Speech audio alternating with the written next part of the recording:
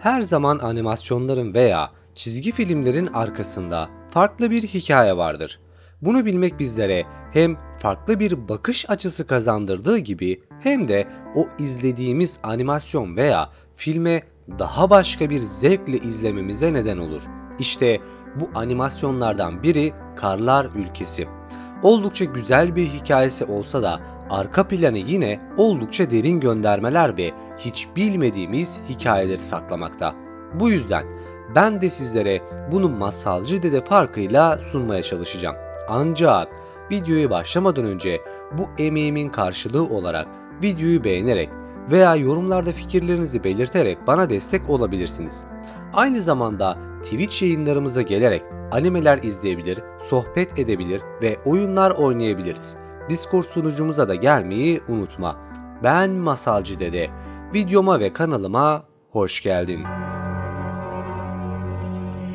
Hikayeye başlamadan önce benim favori karakterim Olaf.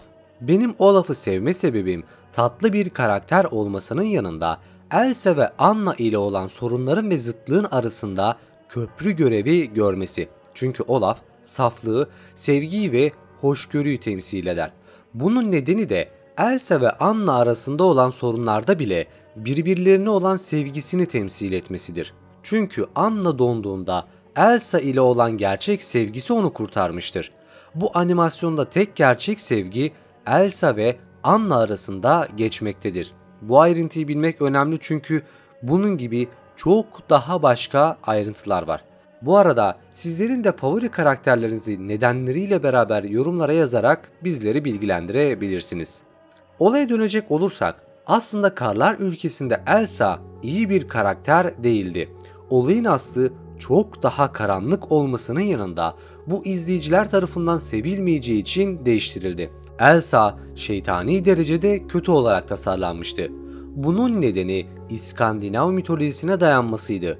Karlar Ülkesi'nde fark etmeyenler için büyük bir detay var. Bunlardan biri de yaşadıkları şehir Erendil. Erendil filmin geçtiği krallıktır.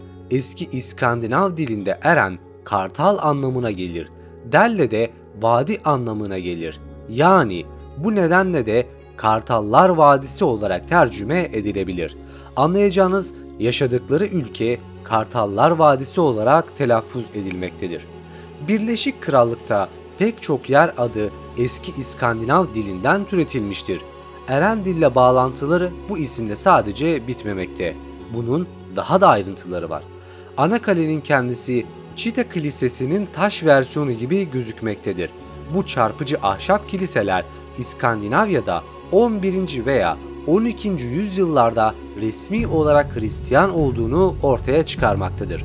Bunun yanında animasyon alttan Hristiyanlığı da bizlere göstermektedir. Unutmayın, göze çarpmayan şeyler aslında bilinçaltımız tarafından fark edilir. Troll, İskandinav mitolojisinde doğaüstü bir yaratıktı. Troller dağlarda ve mağaralarda yaşama eğilimindeydiler ve sinir bozucu insanlardan hoşlanırlardı.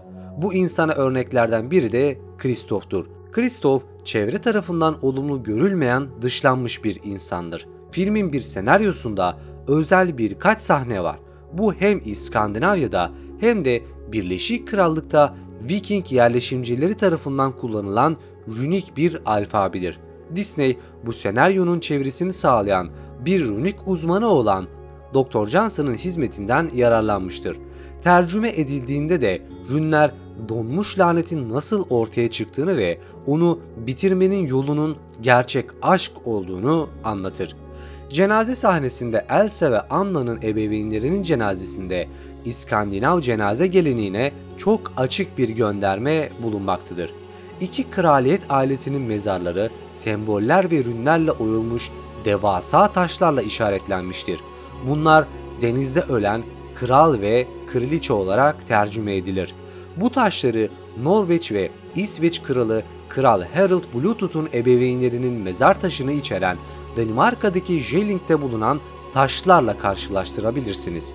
Bu arada aynı kral elektronik cihazlarla bağlanmak için kullandığımız bizlerin bildiği Bluetooth sisteminin de adını vermekte. Olayın aslı ise bir bakıma şöyle. anne ve babasının ölme nedenini öğrenebilmek için su atına bakmamız şart.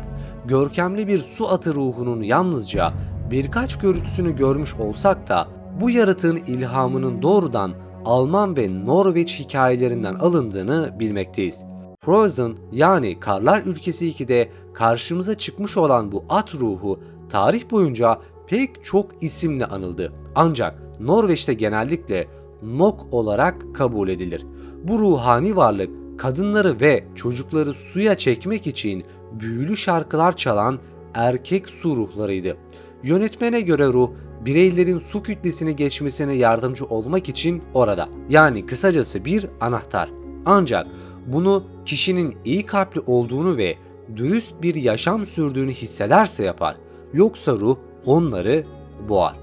Bu mitolojik yaratıkların hikayelerinin nereden geldiğini görmek için Norveç'te birkaç kitap var, onlara bakabilirsiniz. Yani aslında Elsa'nın anne ve babası dürüst bir yaşam sürmedikleri için boğulmuşlardı. Çünkü yıllarca kızlarına yalan söylediler. Elsa'nın annesinin Nortuldullu, babasının ise Erendilli olduğunu çok sonraları zaten öğreniyoruz. Bu da su atının neden kral ve kraliçeye izin vermediğini açıklamakta. Zaten gittikleri yerde onlar hiçbir şey yapamazdı.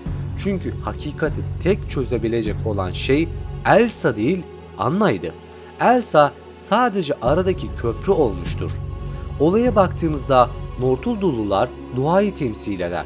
Erendilliler ise insanlığın çarpık yaşamını. Elsa sadece bu iki faktör arasında birer araçtır. Bu yüzden barajı yıkan Anna'dır. Bir bilgi daha Jotunlar yani devler. Bu devler Jotunheim olarak bilinen 9 İskandinav dünyasından birinde yaşıyordu. Bu dünya büyük ölçüde sık ormanlardan ve geniş kayalık araziden oluşuyordu. Bu sahnede tam olarak gördüğümüz şey de zaten bu. Jotunlar son derece büyük olmakta kalmıyor, aynı zamanda tanrıların düşmanlarıydı ve sık sık başlarına bela alıyorlardı. Dolayısıyla yaratığın boyuna ve çevresindeki görünümüne bakarak Elsa'yı korkutan bu yaratığın aslında bir Jotun olduğunu rahatlıkla zaten söyleyebiliriz.